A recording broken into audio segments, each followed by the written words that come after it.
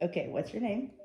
My name is Carmen Greer. I was born the 18th of February 1938. My name is Elena and I'm 24 years old. I'm a student at Arizona State University and I am also a Starbucks shift supervisor. My name is Roy George. I'm a mechanical engineer. I'm Amy. And who are you to me? I'm Kennedy's abuela, which is grandmother. Princess and I have been partners for 8 years since we were 15 and 16 years old. And I'm Brandon's dad. And I am friends with Nicole. We met in Seattle, what was it, like a couple years ago? And she just makes things really magical. In one word, how did the pandemic affect you? Separated. Individuality. Transforming. Pivot. It pulled me apart from everything. I wasn't able to go to church. I wasn't able to go anywhere unless it had to be to the doctor. So because I was always scared to, and my children would let me go anywhere. So I was in the house all the time. The pandemic has affected me in multiple ways, preventing me from seeing family, work instability. I also have gained some benefits from the pandemic, learning how to be an individual without too much of societal pressures. That I learned how to pivot. And I think that's a skill that I will take with me for the rest of my life. Yeah, is learning how to redirect, how to change, how to embrace change. What was a typical day or daily routine during the pandemic for you? Not too good because I had to be in the house all the time. I just straighten up the house, cook, and listen to the television to know what was going on with that. Sometimes put on music, but it was the same routine daily because my family could come and visit, but no one else could come visit. So I was just in the house with the dog, with the television, and the stove.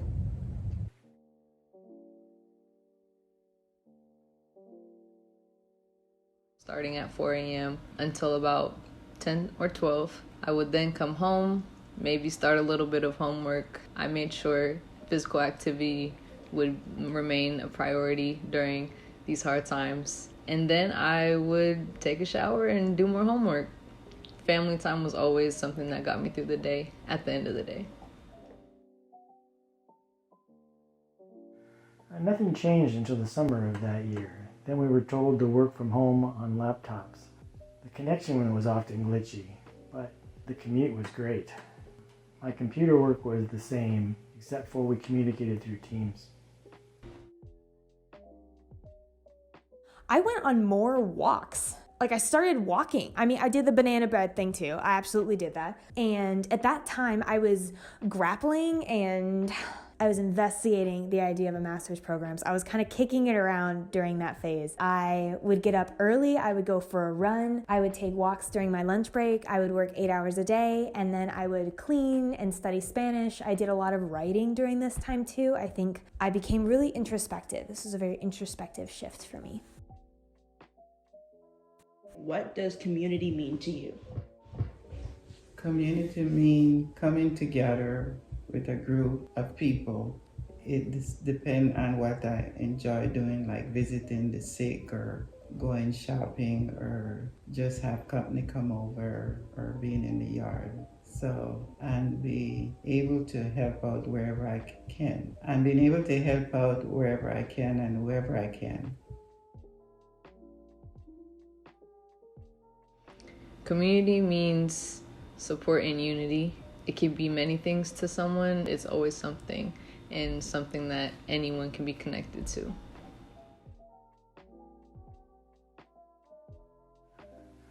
Actually, community is life support. Emotional from friends, neighbors in our church, and literal life support from local businesses for food, gas, and supplies. To me personally, I think it's two different things. So community is your local community. So it's the people that you go on hikes with, you go get coffee with, you drag into your random ideas. But community also means the souls that you've chosen to journey with you. And so those people are not bound by locality. They're anywhere in the world. They're the people that you just deeply connect with, and you want them there for either a season, a few seasons, or for your journey. So they're your community. I think community also ebbs and flows. It's kind of like a river. It changes over time. I think community is always changing, but that's what it means to me. It's a dual fold idea of community. How did you stay connected or felt supported during the pandemic? I stay connected because my family and close friends would call me during the day to see how I was doing and did I need anything, and listening to the television to see what was going on, and listening to music.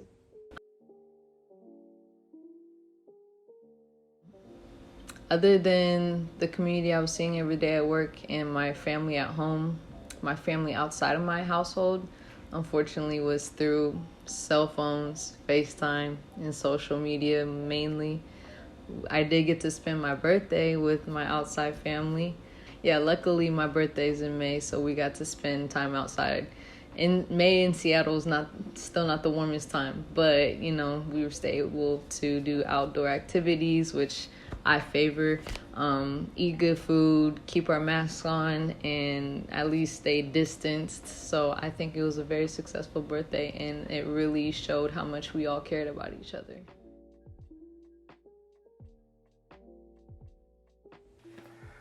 Phone, texting, Teams, and masking up. I heavily leaned into my second community. I also feel like I had not an advantage or an edge, but that's kind of the only phrase that's coming to mind, in that I did my undergrad completely online. So I was already used to working online, and then the internships that I had done leading up to my job currently were actually all remote. I've always been a big proponent and a big pusher of the work remote thing. So I'm actually really happy we're here. But how did I stay connected and supported? I leaned into the greater sense of community, that the people that no matter where they're at in the world, they're your people. So I'd already been keeping in touch with my girls in the South and people that I'd connected with years ago. So I didn't feel like a lot changed for me, except that the people that I was used to seeing, every Tuesday or every Sunday, those people I didn't get to see face to face.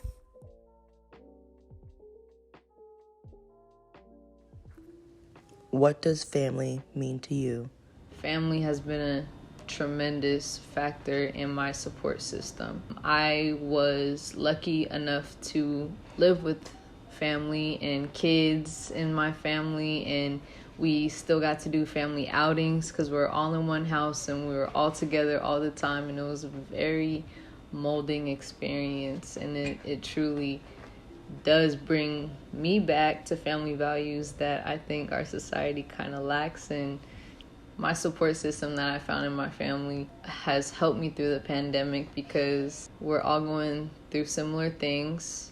Although we all have different perspectives, we all had to go to work, different jobs, different obstacles.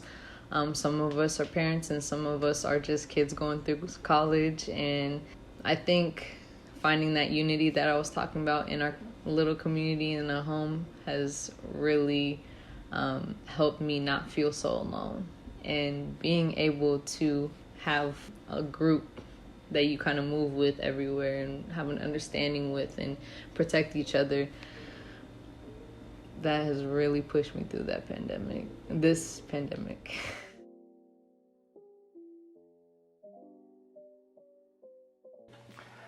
Family is my love and support network. What are some habits you developed during the pandemic, good or bad? not halfway, there's no halfway. We have no idea what halfway is.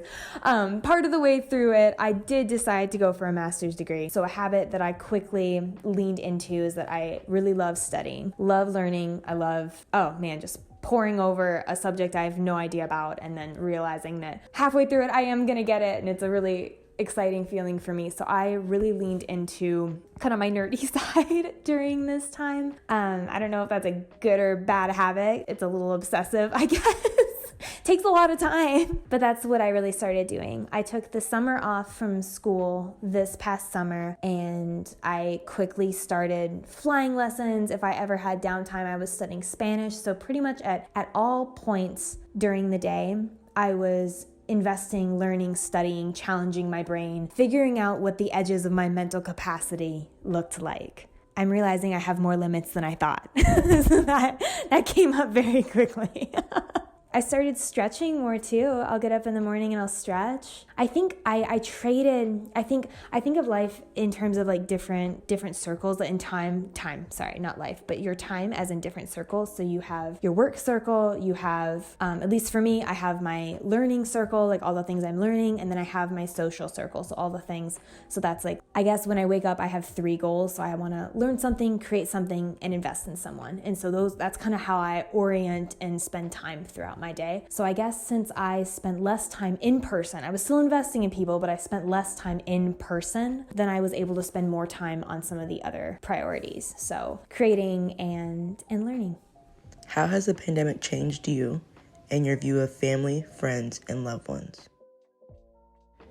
I think if we learned anything from the pandemic, hopefully we learned that putting other people before ourselves is the most rewarding thing and will do nothing but help us grow. Just every year has changed me. I look back at every single year and I'm like, I'm still Amy. I'm still the same girl, but I've changed. I've grown deeper. I've just challenged my mind more. I've asked deeper questions. I've asked more questions, spent more time. I think this was the couple years that I really sat alone more. And I understood the beauty in solitude, whereas I hadn't before. I asked a lot of questions of my own heart and I just sat with them.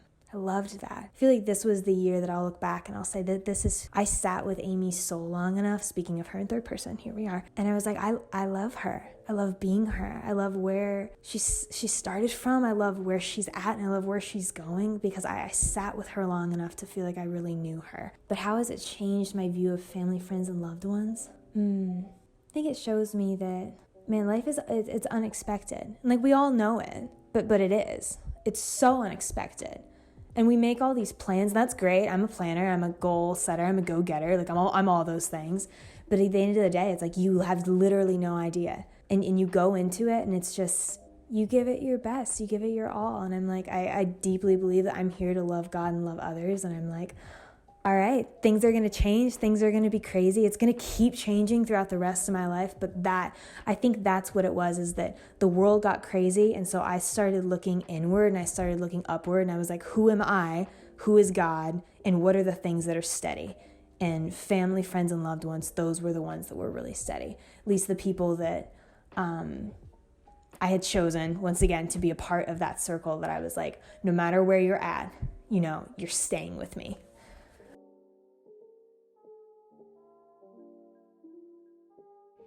Thank you.